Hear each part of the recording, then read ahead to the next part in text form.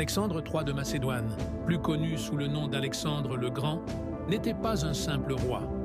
Il était un conquérant hors norme qui a changé le cours de l'histoire. Né en 356 avant Jésus-Christ à Pella, en Macédoine. Il est le fils du roi Philippe II et de la reine Olympias.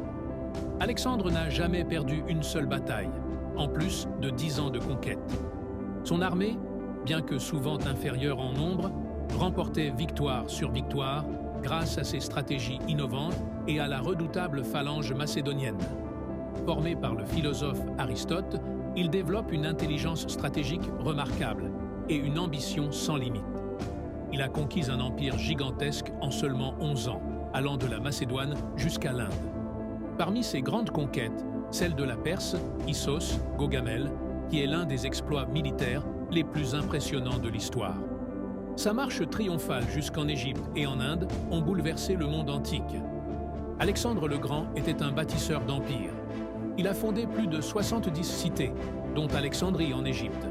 Il a aussi favorisé le mélange des cultures, grecque, perse, égyptienne et indienne, donnant naissance à l'ère hellénistique. Alexandre le Grand mourut en 323 avant Jésus-Christ à Babylone à l'âge de 32 ans, sans avoir désigné de successeur, plongeant son empire dans une lutte de pouvoir entre ses généraux. Certaines sources évoquent une maladie, comme la fièvre du Nil ou la typhoïde, tandis que d'autres suggèrent un empoisonnement. Alexandre le Grand demeure l'une des figures les plus marquantes de l'histoire.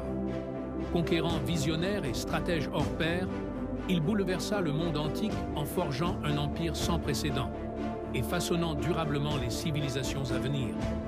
Héros, visionnaire ou simple guerrier? Dis-le nous en commentaire.